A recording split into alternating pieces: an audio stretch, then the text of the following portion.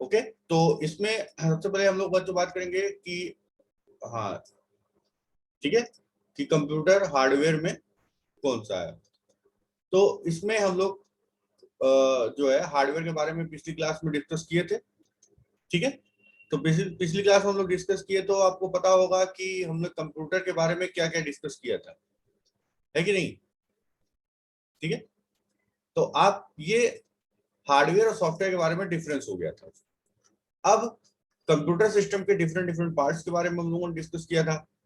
उसके बाद इसमें कौन कौन से पार्ट्स होते हैं और कैसे कैसे ये डेटा ट्रेवल होता है, इसके बारे में हम लोग एक बार देख लेते हैं। अब बच्चों, ये आपको मैं पहले बताया था कि कंप्यूटर के अंदर डिफरेंट डिफरेंट पार्ट्स होते हैं, जिसमें कि आपका मेन इसका जो ब्रेन है वो है सीपीयू, और इधर आपका इनपुट यूनिट है। तो ये जो सारा जो डेटा ट्रेवल करता है इधर से उधर, ये जो आपका है ये इस सिस्टम बस से करता है, जिसके थ्रू आपका डेटा एक जगह से दूसरी जगह तक पहुंचता है। इसके जो सीपीयू के अंदर डेटा की फ्लो होती है उसको कंट्रोल करने के लिए इसके अंदर कंट्रोल यूनिट होता है। ठीक है, और जो आपका ये मेमोरी है, यहाँ पे आपका प्राइमरी मेमोरी है, और ये आपका स्टोरेज यूनिट है, ये आपकी सेकेंडरी मेमोरी है। आउटपुट यूनिट में ये आपका मॉनिटर है और प्रिंटर है, और इनपुट यूनिट में आपका कोई भी डिवाइस हो सकती है, जिसमें आप कीबोर्ड माउस इस तरह के डिवाइसेस को समझ सकते हैं। तो बच्चों इतना आपको क्लियर होगा। इसके बाद अब इनपुट डिवाइसेस के बारे में हम लोग आपस में कुछ डिस्कस कर लेंगे। ठीक है, इतना क्लियर है कि नहीं, सबको बताइए तो फिर मैं आगे चलूं। यस ठीक है, अब इनपुट डिवाइसेस बच्चों, इसमें सारी वो डिवाइसेस आएंगी जिसमें कि आपका जो भी इसमें सारे बच्चे के नोट्स तो ऑलरेडी बनी हुई है। ठीक है, बहुत सारे बच्चों ने मुझे सेंड भी किया हुआ है, तो हम लोग केवल डिस्कशन मोड पे रखते हैं इसमें, और किसी को अगर कोई प्रॉब्लम होगी तो वो हमको बता देगा। ठीक है, तो इनपुट डिवाइसेस में वो सारी डिवाइसेस आएंगी जिसमें कि आपका डेटा कंप्यूटर के अंदर जा रहा है। तो which devices use for entering the data in the computer is known as the input devices. तो उसमें कौन कौन सी डिवाइस है, हमारी माइक है, कैमरा है, स्कैनर है जिसके थ्रू डेटा अंदर जाता है, और इसके अलावा आपका कीबोर्ड और माउस तो है ही। ठीक है, इसके अलावा भी बहुत सारी डिवाइसेस है जिसके थ्रू हमारा डेटा जो है इंटर करता है। जैसे आप जानते होंगे टच स्क्रीन है, टच स्क्रीन के थ्रू भी इंटर होता है डेटा, तो वो भी हमारा एक इनपुट डिवाइस। ठीक है, good afternoon Arman and Alok. Good afternoon. ठीक है, इतना चीज सबको समझ में आ रहा है बच्चों? गुड आफ्टरनून आलोक। तो आप ये समझिए कि जिस भी डिवाइस के थ्रू हमारा डेटा कंप्यूटर के अंदर इन होता है वो हमारा क्या है, इनपुट डिवाइस है। अब यहाँ पे कुछ डिवाइसेस का नाम लिखा हुआ है, जैसे कि keyboard mouse microphone scanner barcode reader light pen, ये कुछ कॉमन डिवाइसेस जो हैं ये आपका यहाँ पे दिया हुआ है। तो कीबोर्ड के बारे में आप जानते हैं, टैबलेटर लाइक डिवाइस होती है, इसमें डिजिट लेटर्स सारी चीजें होती हैं और हम लोग इसके थ्रू एंट्री कर सकते हैं। माउस क्या है, पॉइंटिंग डिवाइस है, पॉइंटिंग मतलब ये इधर उधर करने के लिए एक्स और वाई एक्सिस पे कोई भी चीज सेलेक्ट करने के लिए काम आती है। माइक्रोफोन जैसे हमने बताया, ये क्या होता है कि हम जो इसको यूज कर रहे हैं ये हमारे वॉइस को डिजिटल करके आप तक पहुंचा रहा है, ये एंटर कर रहा है कंप्यूटर में। स्कैनर क्या होता है, कोई भी चीज स्कैन करके उसको फोटो के फॉर्म में मतलब जेपीजी फॉर्मेट में स्कैन करके आपके तक पहुंचाता है या कंप्यूटर में इंटर करता है। बारकोड रीडर, जैसा मैंने आपको बताया कि हर प्रोडक्ट के पीछे कुछ ना कुछ स्ट्रिप्स होती हैं जो कि बारकोड कही जाती हैं, उनको स्कैन करने के लिए एक barcode reader hand held device type की होती है जो मॉल्स में यूज करते हैं, वो होती है। और उसको हम क्या कर सकते हैं, वो भी एक इनपुट डिवाइस है क्योंकि उसी के थ्रू बारकोड को रीड किया जा रहा है और डेटा आपके कंप्यूटर में जा रहा है। इसके अलावा ये लाइट पेन है। लाइट पेन क्या होता है, जो मॉनिटर पे डायरेक्ट लिखने के लिए काम आता है, जिसको आप टच स्क्रीन नहीं होता, ये मॉनिटर पे आप जहां भी इसको रखते हैं वो सेंस कर लेता है कि किस कोऑर्डिनेट पे वो पेन है, और वो पेन सीपीयू को इंस्ट्रक्शन देता है पीछे से कि वो किस किस कोऑर्डिनेट पे वो पेन मूव कर रहा है, और उधर उधर वो कुछ ना कुछ ड्रॉ करता रहता है।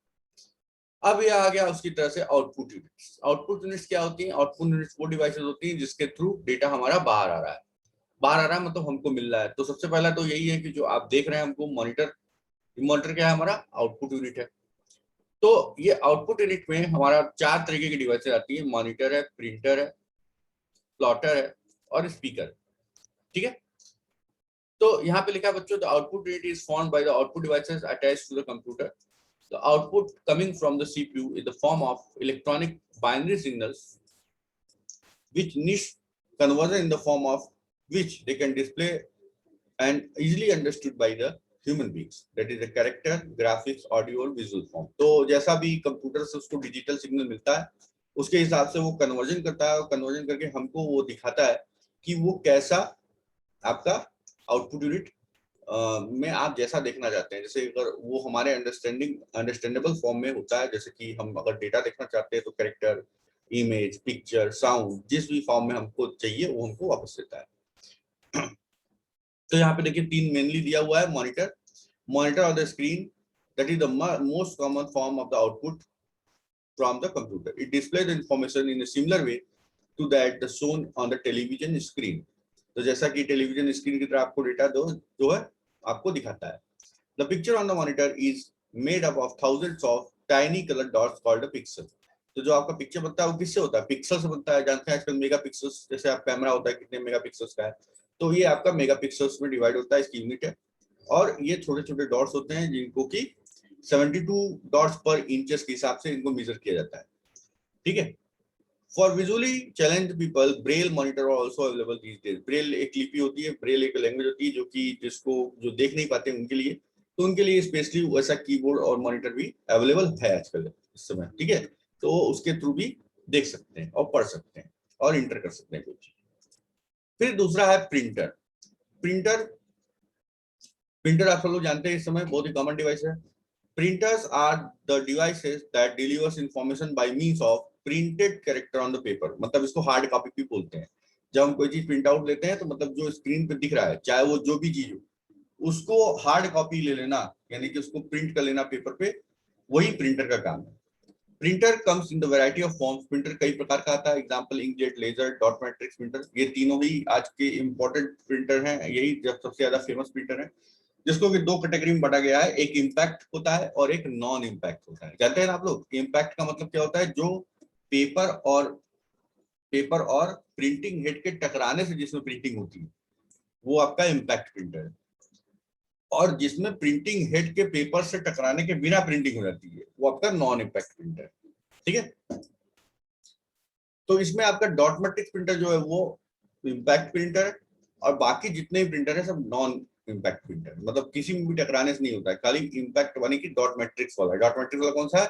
जैसे आपका रेलवे टिकट प्रिंट होता है, आप देखे होंगे रेलवे के जो टिकट होते हैं वो दो तरफ जिसमें होल होता है और बहुत ही लो प्रिंटिंग क्वालिटी होती है, वो dot matrix printers. Unlike old style printers which printed on the paper, these days 3D printers are also available which is can print create 3D models। तो ये एक लेटेस्ट प्रिंटर है बच्चों, 3D प्रिंटर। ये भी आप लोग देख सकते हैं अगर उसको यूट्यूब या गूगल पे सर्च करेंगे। इससे आपका 3D मॉडल्स या टॉयज टाइप की कुछ चीजें बन सकती हैं इससे।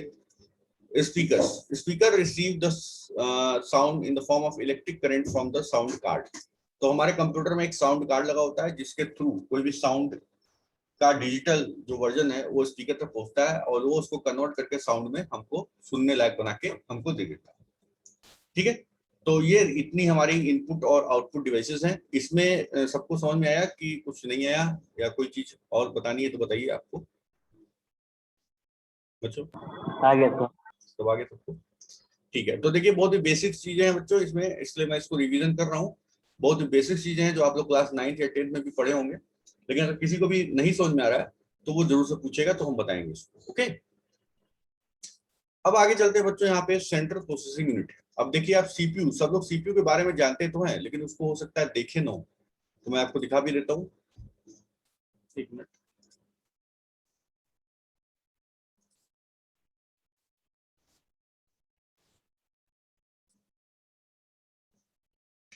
यहाँ पे देखिए मैं आपको सीपीयू दिखा दे रहा हूँ।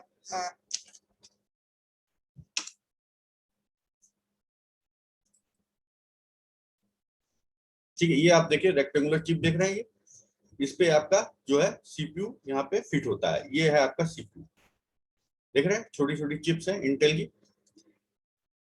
तो जनरली बच्चों ये जो आपका बॉक्स है, ठीक है, ये कैबिनेट बॉक्स है, इसी के अंदर ये सारी चीजें होती हैं। अब मैं आपको उसके बारे में बता दे रहा हूँ। ये एक मदरबोर्ड होता है, ये आप देख रहे हैं बच्चों, ये मदरबोर्ड है, ये आपको दिख रहा होगा। ठीक है। अब ये मदरबोर्ड में देखिए यहाँ पे ये सीपीयू लगता है, ये देख रहे हैं, और ये आपके इसके डिफरेंट डिफरेंट पार्ट्स होते हैं। यहाँ पे आपका रैंडम एक्सेस मेमोरी लग रही है, देख रहे हैं। इधर आपके सारे पोर्ट्स हैं जो भी आप यूएसबी पोर्ट और ये सारे जो हैं इधर ही लगे होते हैं। तो इस पे सबसे इम्पोर्टेंट चीज क्या है आपका, ये सीपीयू यहाँ पे लगता है, रैंडम एक्सेस मेमोरी होती है, यहाँ पे देखिए ये वायर लगाने के लिए जगह भी दिया हुआ है, और इसके अलावा बहुत सारे कंपोनेंट्स हैं। यहाँ पे आपका देखिए, ये देखिए सीमॉस बैटरी है, ये जान रहे हैं कि नहीं आप लोग, सीमॉस बैटरी जिससे कि आपके कंप्यूटर की घड़ी चलती रहती है, ये सीमॉस है, ठीक है। और इधर जो है यूएसबी पोर्ट है, दिख रहा है सबको, सुनाई दे रहा है बच्चों? Yes sir. तो यहाँ पे Yes, sir. ये सारी चीजें यहाँ पे लगती हैं, ये आपके कंप्यूटर के अंदर का मेन हिस्सा है। अब इसके अलावा इसमें क्या होता है, तो इसके अलावा इसमें आपको मैं रैम दिखा देता हूँ, रैंडम एक्सेस मेमोरी।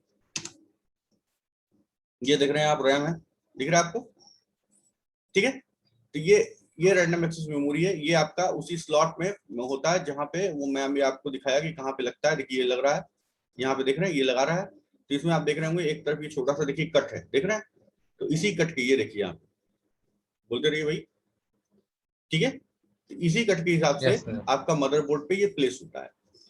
इसके अलावा और भी चीजें हैं इसमें, जैसे कि मैं आपको बता सकता हूँ कि अगर आपका एक हार्ड डिस्क लगता है जिसको हम एडीडी ड्राइव बोलते हैं, हार्ड डिस्क ड्राइव, तो हार्ड डिस्क ड्राइव में आपका ये देखिए हार्ड डिस्क है, ये हार्ड डिस्क आपकी कंप्यूटर में लगती है। इसके अंदर ये देखिए इस तरह के सर्कुलर प्लेट्स होते हैं, और ये आपका आर्म होता है जिसकी मदद से हमारा डेटा पढ़ा जाता है हार्ड डिस्क में। तो ये हार्ड डिस्क ड्राइव जो होती है बच्चों, ये थोड़ी हैवी होती है, और इसमें मूविंग पार्ट्स होते हैं। मूविंग पार्ट्स के कारण से ये सेंसिटिव भी होती है कि अगर मतलब कहीं जंग ना लगे या इस तरह की चीज ना हो, नहीं तो आपका जो हार्ड डिस्क है वो डैमेज हो सकता है। लेकिन ये अभी अब हमारी टेक्नोलॉजी ओल्ड हो रही है, इसकी जगह पे बच्चों अब ये आ गया है, देखिए SSD। तो मैं इसको भी आपको दिखा रहा हूँ, इसको बोलते हैं सॉलिड स्टेट ड्राइव। ये SSD ड्राइव आ गई है जो कि अब कंप्यूटर में लग रही है, ये देख रहे हैं आप लोग, ये हार्ड डिस्क की को रिप्लेस कर रहा है, हार्ड डिस्क को रिप्लेस कर रहा है। तो ये आपकी ये डिजिटल सर्किट है, और ये हार्ड डिस्क से कम वेट का है, और इसमें डेटा, और ये कॉम्पैक्ट भी है, और डेटा भी ज्यादा ही होल्ड होता है, लेकिन अभी ये कॉस्टली है। समझ में आ रहा है कि नहीं बच्चों, बताइए? Yes, sir. सर हाँ बताइए। तो कैसे मेमोरी दिखा दीजिए एक बार। हाँ कैश, तो कैश मेमोरी। ठीक है, वो भी दिखा देना। तो ये आपको समझ में आ गया, SSD और HDD समझ में आ गया। अब यहाँ पे देखिए कंपैरिजन ऑफ HDD और SSD बताया जाता है, HDD वर्सेस SSD, क्योंकि अभी आप लैपटॉप लेने जाएंगे तो ये मेनली यही चीज होगा कि कौन सा लेना है आपको। तो ये देखिए आपका HDD है और ये SSD है, देख रहे हैं आप, ये देखिए आपका कंपैरिजन है। SSD stand for solid state drive और HDD stand for hard disk drive, ठीक है। ये इलेक्ट्रॉनिक पार्ट्स होता है इसमें, और इसमें मूविंग पार्ट्स होता है। ये एक्सपेंसिव है, ये इनएक्सपेंसिव है। अब इनएक्सपेंसिव कंपैरिजन टू SSD है, ऐसा नहीं है कि ये एकदम चीप है, ये भी पैसे से ही मिलता है, लेकिन ये इसके कंपैरिजन में थोड़ी सस्ती है। SSD is available in compact size and relatively fast होती है, और कॉम्पैक्ट होता है। देखे होंगे आपके बहुत छोटे छोटे लैपटॉप्स आ रहे हैं आजकल, तो उसमें ये SSD है। HDD is comparatively large and slower than SSD, ठीक है। थोड़ी सी साउंड भी होती है बच्चों HDD में, आप देखते होंगे जब भी हम CPU चलाते हैं, कभी CPU में देखते होंगे साउंड आ रही है, घूं घूं ऐसे करके, तो क्या होता है, वो किसी चीज की साउंड नहीं होती, वो हार्ड डिस्क की साउंड होती है, ठीक है। और SSD में ऐसी कोई साउंड नहीं होती। अब मैं आपको कैश ड्राइव के बारे में बता रहा हूँ। ये कैश मेमोरी है आपकी, cache memory,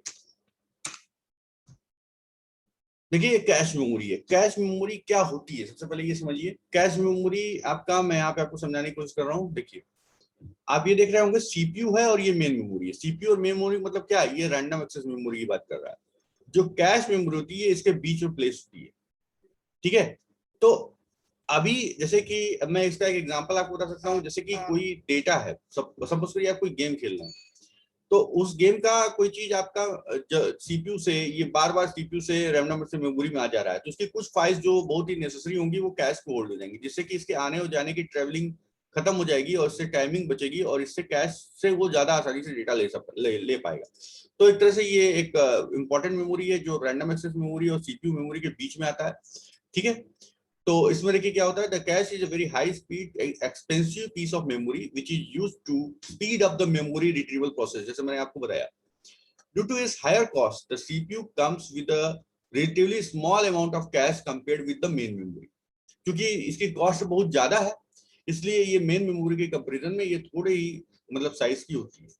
Without cache memory, every time the CPU requests the data, it would send the request to the main memory, which would then be sent back across the system bus to the CPU. क्या करने का मतलब कि अगर CPU को कोई भी data की जरूरत होती है तो वो रिक्वेस्ट भेजता है रैंडम एक्सेस मेमोरी पे, और रैंडम एक्सेस मेमोरी से वो डेटा आपका CPU में आता है. This is a slow process. The idea of introducing the cache is that the extremely fast memory would store data that is frequently accessed, and if possible the data that is around it. करने का मतलब वही मैंने आपको भी बताया कि जो डेटा उसको बहुत तेजी से जरूरत होती है CPU को, वो उसको कैश पे ही होल्ड कर लेता है, रैम पे नहीं जाने देता वापस. This is the achieve the quickest possible response time to the CPU. इससे क्या होता है, CPU का रिस्पॉन्स टाइम बचता है और CPU जितना ज्यादा से ज्यादा हो सकता है फास्ट काम कर पाता है. बताइए समझ में आया कि नहीं? कुछ क्लियर हो रहा है बात? Yes, sir. Yes, sir. तो मतलब ये छोटी छोटी चीजें हैं, जैसे SSD है, कैश है, सब नाम सब लोग सुने होंगे, लेकिन उसकी वर्किंग जो है वो ज्यादा समझना जरूरी है. मतलब आपके स्टैंडर्ड पे, मतलब वैसे तो 9th के बच्चे को भी मैं बताता हूँ यही चीजें, कैश है, SSD है, लेकिन उसकी जो उसका जो मेन चीज है, जैसे कि इसकी वर्किंग क्या है, उसमें आपका प्रोग्रामिंग में क्या फर्क पड़ेगा, इसके रिस्पॉन्स टाइम क्या हो जाएगा, वो सारा जो है आप बेटर समझ सकते हैं. तो इसलिए उस पर थोड़ा सा देखिएगा. मैंने अभी आपको एक इंट्रोडक्शन दे दिया है कैश का और SSD का, आप इसको खुद से सर्च करके और इसके बारे में ज्यादा से ज्यादा चीज जान सकते हैं.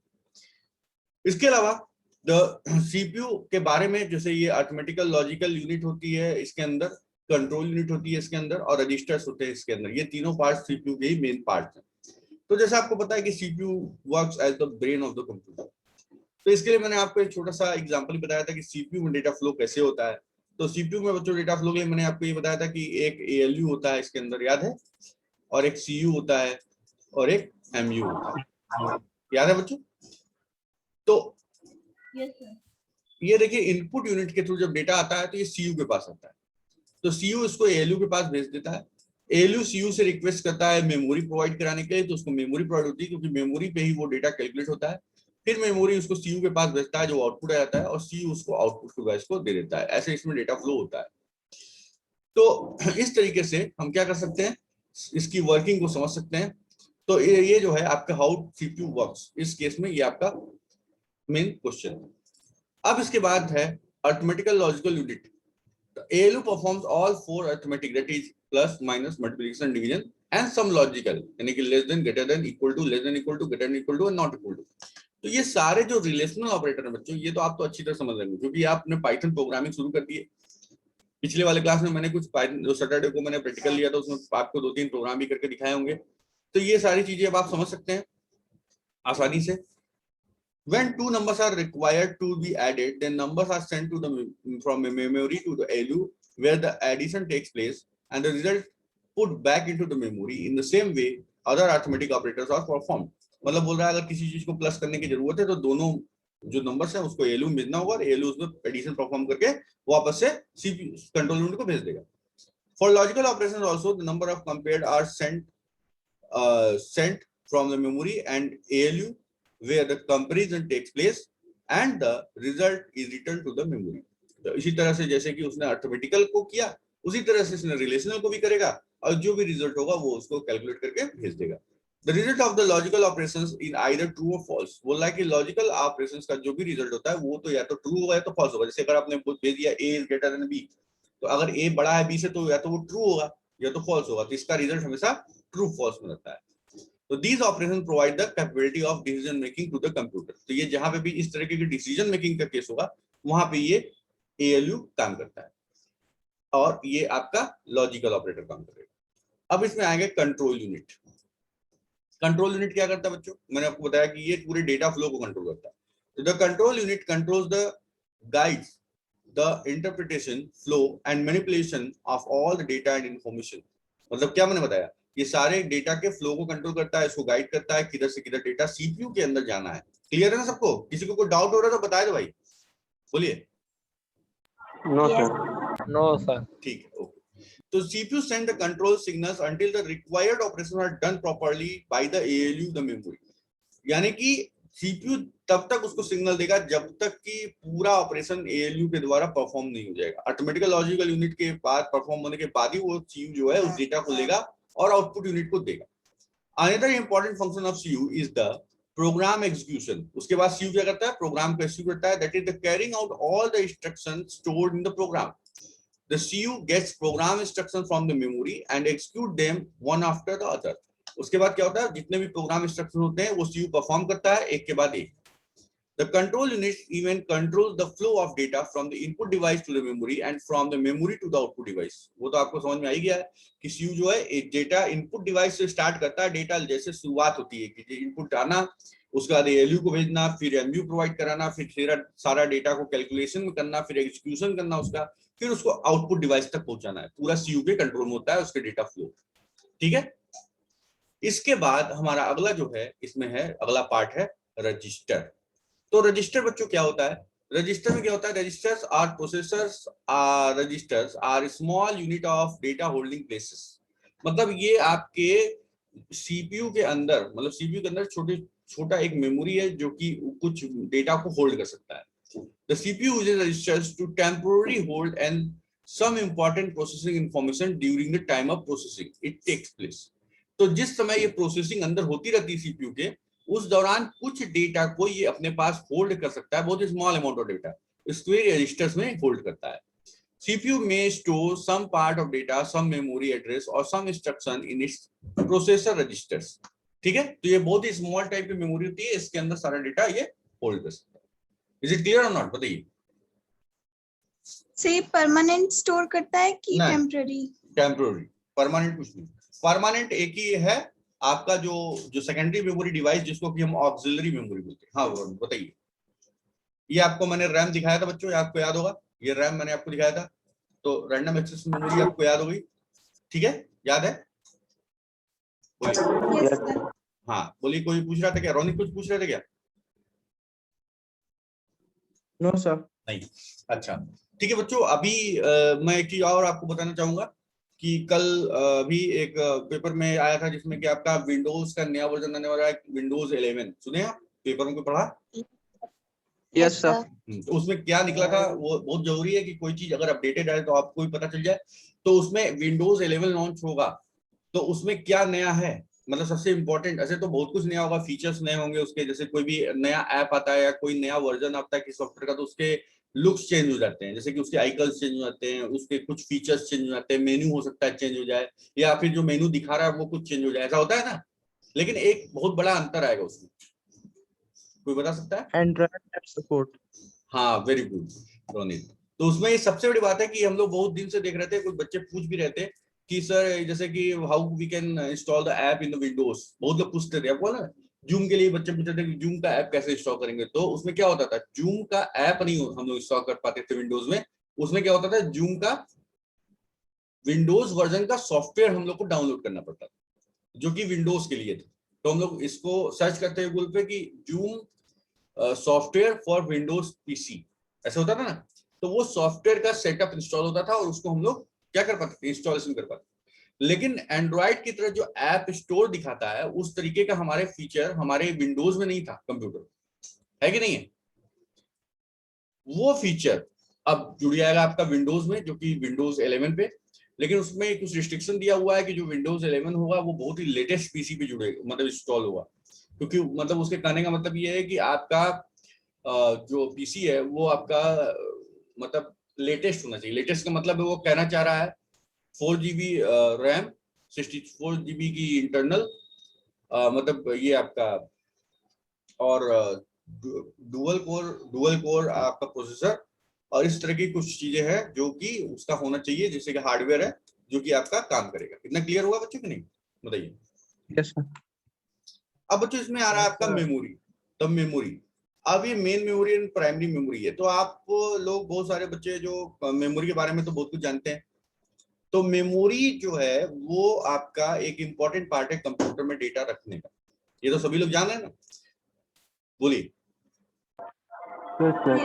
तो कंप्यूटर में जब डेटा रखना होता है तो आप जानते हैं कि कोई भी चीज को जीबी एमबी में स्टोर करते हैं. तो अब देखिए, वैसे मैं आपको अपने यहाँ पे दिखा दूं, जैसे मेरे कंप्यूटर में यहाँ पे आप देख सकते हैं. देखिए यहाँ पे आपको डेटा दिख रहा होगा, ये देखिए सी ड्राइव है, ये डी ड्राइव और ये ड्राइव ई ड्राइव दिख रहा है. अब ये आपको दिख रहा है कि 23.7 GB में है ना, फ्री है. कितने में? 78 GB में. और यहाँ पे दिख रहा है कि 109 GB में इतना फ्री है, 110 GB में, मतलब ज्यादा मेमोरी हमारे पास नहीं है। ये आपका कितना है, 100 इधर हो गया, 200 हो गया इधर, मतलब आपके 256 GB होगा, ठीक है ना। लेकिन अभी तो आपकी जो हार्ड डिस्क या SSD आ रही है 1 TB तक आ रही है, आपको मालूम है ना। 512 की 512 यानी 512 GB की भी हार्ड डिस्क आपकी बहुत ही कॉमनली यूज हो रही है। ऐसा है कि नहीं बच्चों, बताइए। और अगर आप यहाँ पे देखेंगे बच्चों, मैं आपको ये दिखाता हूँ, सबको दिख रहा है। Yes sir. अब देखिए यहाँ मैं दिख रहा है। यहाँ पे देखिए, यहाँ पे गया मैं और राइट क्लिक किया इस पे, और इस पे प्रॉपर्टीज पे गया। तो ये आप अपने कंप्यूटर में भी चेक कर लीजिएगा। ये देखिए यहाँ इसकी प्रॉपर्टीज में ओपन किया हूँ, तो आप देख सकते हैं कि यहाँ पे विंडोज 7 मैंने लगाया हुआ है। यहाँ से आप दिख रहा होगा आपको, यहाँ पे देखिए प्रोसेसर आपको मेरा दिख रहा होगा, core TM i3 CPU 2.27 gigahertz, दिख रहा है ना। लेकिन अब ये गीगाहर्ट्ज जो जैसे आज की डिमांड में विंडोज 11 के लिए जो बोल रहा था, वो 3.0 गीगाहर्ट्ज के ऊपर का मांग रहा है। मतलब 3.0 गीगाहर्ट्ज का मतलब हो गया 3 बिलियन इंस्ट्रक्शन पर सेकंड, उसकी कैपेसिटी हो जाएगी। समझ में आ रहा है कि नहीं बात। और ये देखिए रैम जो है ये मेरा 2 GB है, यहाँ पे हमको दिख रहा है। वो अपना रैम मांग रहा है कितना, 4 GB मांग रहा है। तो ये वाला सिस्टम नहीं चल पाएगा उसको, आप देख रहे हैं बच्चों। तो आप Yes, sir. और ये सिस्टम देखिए अभी भी काम कर रहा है मेरा, क्योंकि जबकि ये बहुत पुराना सिस्टम है, क्योंकि तो अपने समय का ये लेटेस्ट है। समझ लीजिए ये जो i3 पहला आया था तब का ही उस अभी, जबकि अभी भी i3 लोग ओपन खरीद रहे हैं। समझ में आया कि नहीं। तो लेकिन अब i5 और i7 लोग परचेस कर रहे हैं। तो ये मेमोरी करने का मतलब कि memory is the main thing in the computer system, क्योंकि सारा कुछ मेमोरी में ही स्टोर होता है। अब जब मेमोरी की बात हम लोग कर रहे हैं, तो सबसे पहले बेसिक्स ऑफ मेमोरी की बात कर लेंगे, जो कि हम सभी बच्चों से पूछते हैं। तो मेमोरी के बारे में समझने से पहले कि मेमोरी किस काम के लिए होती है, कोई बता सकता है, कोई बताइए, बताइए बच्चों जल्दी से। क्या सर? मेमोरी किस लिए होती है। तो डाटा होल्ड करने के लिए। Very good. तो डेटा होल्ड करने के लिए दो प्रकार की मेमोरी है, कौन कौन से प्रकार की। प्राइमरी मेमोरी, सेकेंडरी मेमोरी, ठीक है। प्राइमरी और सेकेंडरी में ऐसा आप क्या समझते हैं कि दोनों में डिफरेंस तो आप जानते हैं कि एक परमानेंट होती है, एक टेम्पोररी होती है कि नहीं। यस तो सर, उसमें मैं आपको बता दूं क्या चक्कर है इसका, कि आप ये समझिए कि अगर आपको कोई काम करना है, वो काम कोई इंपॉर्टेंट ऐसा नहीं है कि आप उसको सेव करना चाहें, तो आप क्या करते हैं, रफ पे करते हैं कि नहीं करते हैं।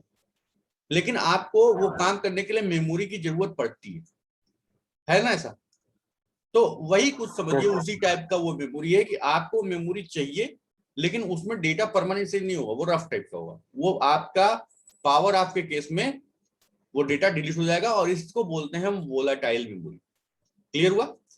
और जब डेटा परमानेंटली सेव होना है तो हम उसको क्या बोलेंगे, नॉन वोलाटाइल।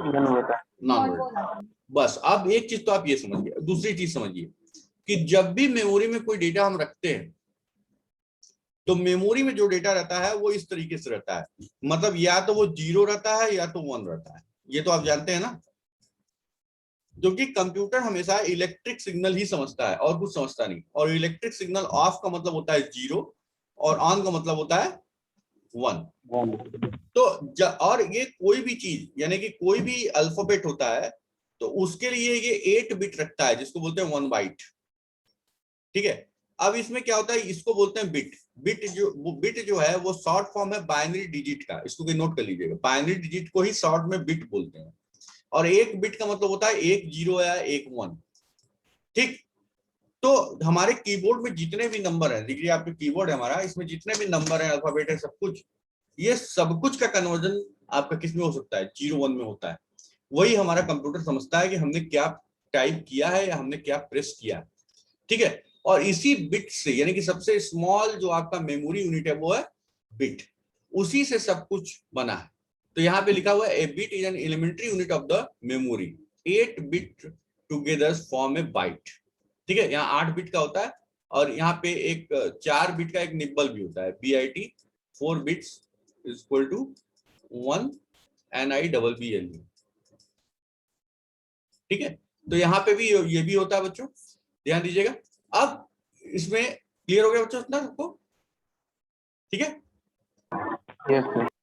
तो अब यहाँ पे ये देखिएगा इसमें कुछ चीजें इंपॉर्टेंट है, जैसे कि टेम्पोरली और परमानेंट मैंने बताया। तो उसी तरीके से ये समझिए कि जब हम लोग कंप्यूटर ऑन करते हैं तो हमारा कंप्यूटर बूट होता है। क्या होता है? Boot, BOOT। तो बूटिंग उसको बोलते हैं, बूटिंग प्रोसेस। और उस बूटिंग प्रोसेस में हमारा कंप्यूटर क्या वर्क करता है कि हमारे सी ड्राइव पे विंडोज फोल्डर के अंदर जो सारी फाइल्स हैं वो धीरे धीरे हमारे रैंडम एक्सेस मेमोरी पे लोडिंग होती है। जब हमारा ऑपरेटिंग सिस्टम लोड होता है, आप देखते हैं विंडोज ऐसे करके चलता है जो बाहर, उसी समय वो बूटिंग होती है और सारा विंडोज की फाइल कहाँ होती है? हमारे रैम पे लोड होती है। इतना क्लियर हुआ? जब हमारी फाइल पूरी तरीके से लोड हो जाती है तो हमारा विंडोज का डेस्कटॉप ऑन हो जाता है। अगर उस फाइल में लोडिंग में कोई प्रॉब्लम हो गई और कोई फाइल उसको नहीं मिल रही है तो हमारा वही विंडोज करप्ट हो जाता है और बोलता है कि वो फॉर्मेट होगा या रीइंस्टॉल होगा या रिपेयर होगा। क्लियर हुआ कि नहीं बताइए? Yes sir. ठीक है, तो वही मिसप्लेस जो फाइल होती है उसको हम रिपेयर करते हैं या रीइंस्टॉल करते हैं विंडोज को। अब यहाँ पे कुछ मेमोरी यूनिट्स दी हुई है, जैसे कि 1 बिट, यहाँ पे बोला है बिट या बाइनरी डिजिट। उसी तरह से 1 बाइट में 8 बिट होता है, 1 किलोबाइट में 1024 बाइट, 1 मेगाबाइट में 1024 किलोबाइट और 1 गीगाबाइट में 1024 MB। तो बच्चों इसी तरह से 1 टेराबाइट, पेटाबाइट, हेक्साबाइट, जेटाबाइट और योटाबाइट है। यहाँ तक आप हर में 1024 उसके अपर वाला जो होता है जैसे 1 टेराबाइट में 1024 GB। तो ये आपको पहले से पता है, इसको आप एक बार फिर से देख लीजिए। और इस तरीके से हम लोग मेमोरी में को मेजर करते हैं। क्लियर हुआ बच्चों कि नहीं बताइए? Yes sir. Yes, sir.